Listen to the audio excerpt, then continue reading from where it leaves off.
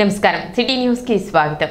ఉమ్మడి కృష్ణా గుంటూరు పట్టభద్రుల నియోజకవర్గ శాసన మండలి ఎన్నికలకు సంబంధించి సోమవారం ఉదయం 8 గంటల నుండి గుంటూరు ఏసీ కళాశాలలో కౌంటింగ్ ప్రక్రియ ప్రారంభమైంది.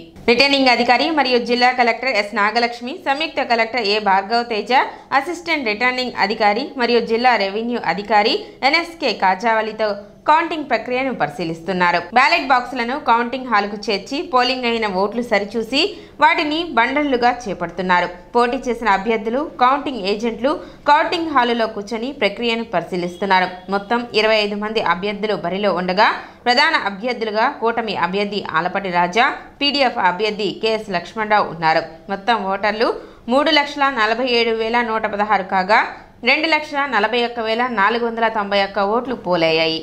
గుంటూరు ఏసీ కాలేజీలో ఉదయం 8 గంటలకు కౌంటింగ్ ప్రక్రియ ప్రారంభమైంది. మొత్తం 28 టేబుల్స్, 17 రౌండ్స్లో కౌంటింగ్ ప్రక్రియ నిర్వహించనున్నారు. 3 షిఫ్ట్లుగా 600 మంది కౌంటింగ్ సిబ్బంది పాల్గొన్నారు.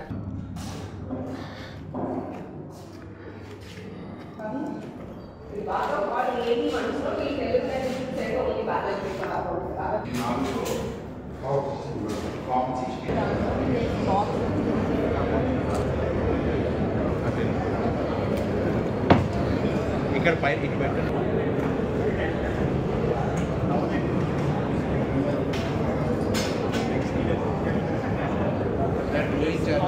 రోయింగ్ చార్జెస్ అందరూ బాక్స్ లో తగ్గట్టు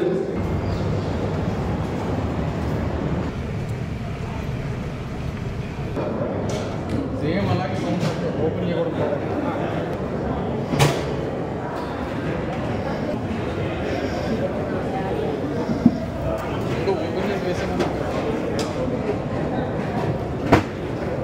ఎంటీ అయిందని వాళ్ళు చూపిస్తున్నాడు బ్యాలెట్ బాక్స్.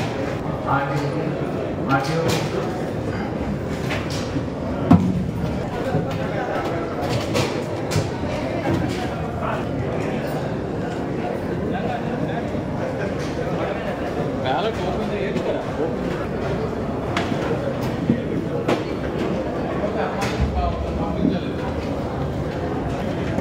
ఎవరి దగ్గర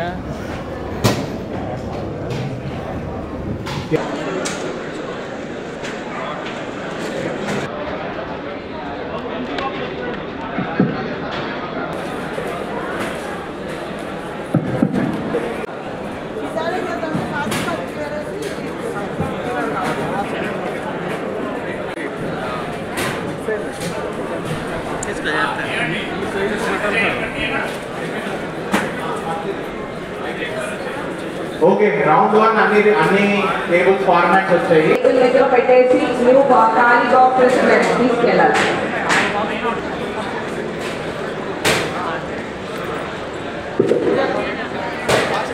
ఫార్మాట్ కావాలి. రోజ్ సూపర్వైజర్, తహసీల్దార్స్ దయచేసి మీరు ఫార్మాట్ తీసు.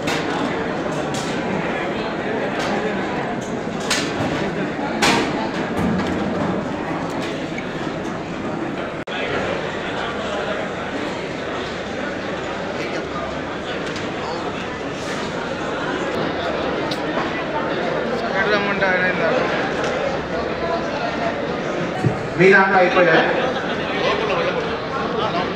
చేయాలి. మీ దాంట్లో చేయాలి.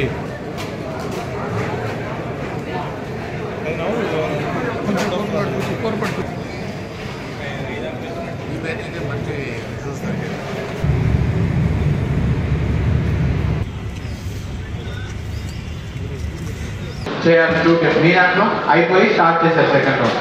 ఓకే, అలా కొంచెం సైడ్ రారా.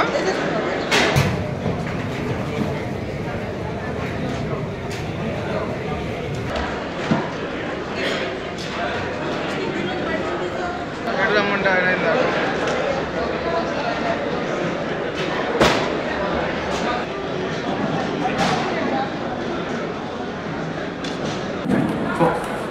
ఫార్మాట్స్ ఇంకా రాలేదండి. ఫస్ట్ రౌండ్ ఫార్మాట్ అన్ని టేబుల్స్ ఫార్మాట్స్ వచ్చాయి. రౌండ్ 2 ఏమైనా రెడీ అవుతుంది. ఉండాలి. సిద్ధార్థ కెమెరా లాగానే మనకు బాక్స్లో వస్తుంటాయి. రాష్ట్ర వ్యాప్తంగా ఇంటర్మీడియట్ ద్వితీయ సంవత్సర పరీక్షలు ఈ రోజు ప్రారంభమయ్యాయి. పరీక్షల్లో భాగంగా తెనాలిలో పలు పరీక్షా సెంటర్ల వద్ద పోలీస్ బందోబస్తు కట్టుదిట్టం చేశారు. ఒక నిమిషం ఆలస్యమైన పరీక్షా కేంద్రాల్లోకి అనుమతి లేదన్న నిబంధనలు ఉన్నందున విద్యార్థులు 8 గంటల 45 నిమిషాలకే పరీక్షా కేంద్రాల వద్దకు చేరుకున్నారు. పరీక్షా కేంద్రాల వద్ద ఏర్పాటు చేసిన హాల్ టికెట్ నెంబర్లను చూసుకొని పరీక్షా కేంద్రాల్లోకి విద్యార్థులు లోపలికి చేరుకున్నారు. ఉదయం 9 గంటల నుండి మధ్యాహ్నం 12 గంటల వరకు పరీక్షలు జరిగాయి. శనివారం ఇంటర్మీడియట్ మొదటి సంవత్సరం పరీక్షలు ప్రారంభం అవ్వగా సోమవారం ఇంటర్ ద్వితీయ సంవత్సరం పరీక్షలు ప్రారంభమయ్యాయి. తెనాలిలో 12 పరీక్షా కేంద్రాలలో పరీక్షలు రాశారు. ఇక అన్ని పరీక్షా కేంద్రాలలో నో మొబైల్ జోన్లుగా అధికారులు ఆదేశాలు జారీ చేశారు.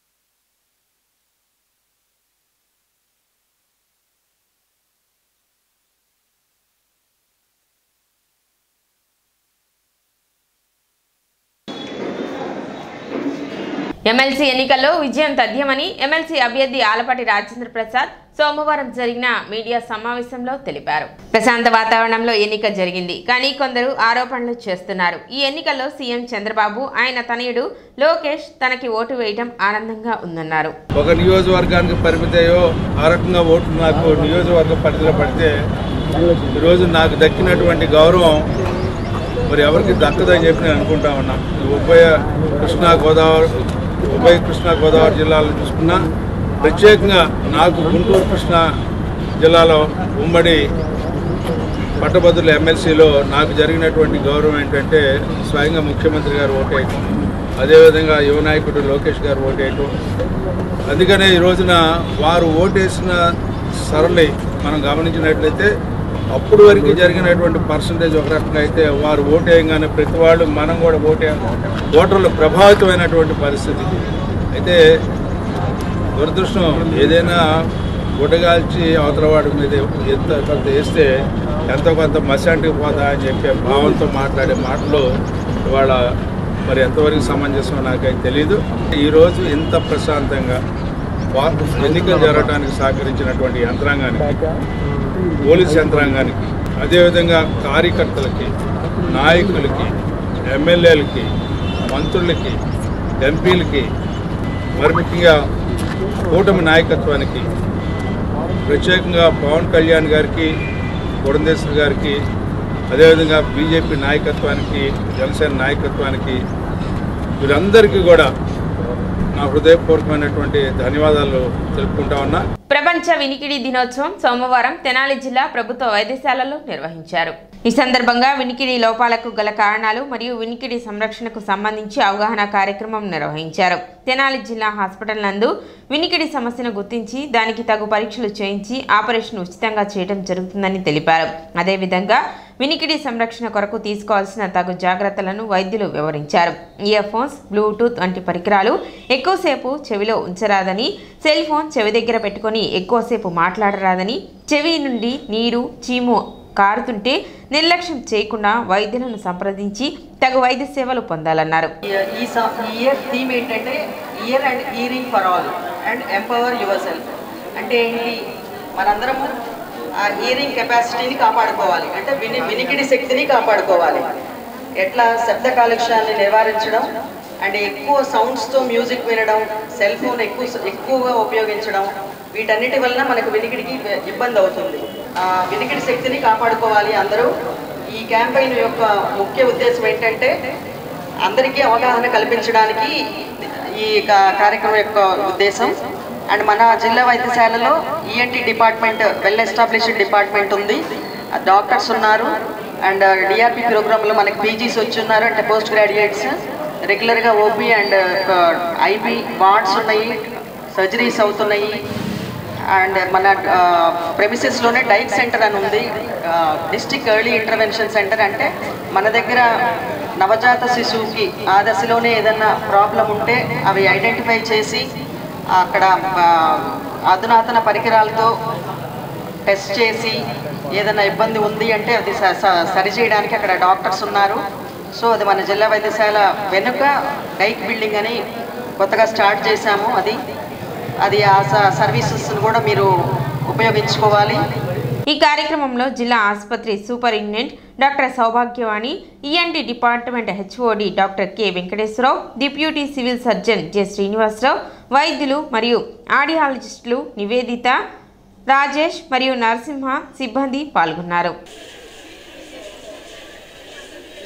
అదేవిధంగా సంరక్షణ కోసం అంటే పరిస్థితుల్లో కానీ వాటికి తగినటువంటి చికిత్సలు ఉన్నాయి. అదేవిధంగా సర్జరీలు కూడా మన దగ్గర కాస్త అవగాహన కల్పించుకొని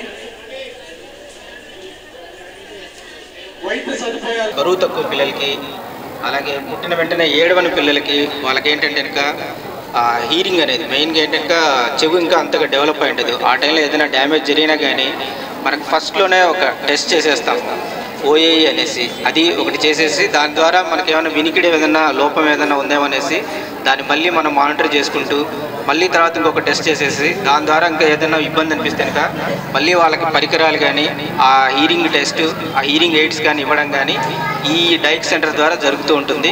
ఈ సేవలను కూడా ఇటువంటి సేవలను కూడా ప్రజలు ఉపయోగించుకోవాల్సిందిగా డైక్ తరపున నేను కోరుతున్నాను. ఈరోజు ప్రపంచ వినికిడి దినోత్సవ సందర్భంగా వినికిడి లోపాల గల కారణాలు, వాటి అవగాహన, అంతేకాకుండా వినికిడి సంరక్షణ ఏ విధంగా చేస్తాం అనే ఒక మంచి విషయాలను చర్చించాము ఇప్పటిదాకా. అదేవిధంగా మన ఆసుపత్రిలో ఉన్నటువంటి ఈఎన్టీ సేవలు వాటిని ఏ విధంగా మనం చూసుకోవచ్చు అని అంటే ఇక్కడ ఇయర్కి సంబంధించినటువంటి అన్ని సర్జరీలు ఇక్కడ చేయబడుతున్నాయి. అదేవిధంగా వినికిడి పరీక్షలు చేయడానికి తగినటువంటి అన్ని వసతులు ఇక్కడ ఉన్నాయి. సర్జరీలు మరియు పరీక్షలు ఈ రెండు ఇంత చక్కగా ఉన్నటువంటి ఆసుపత్రి మంది.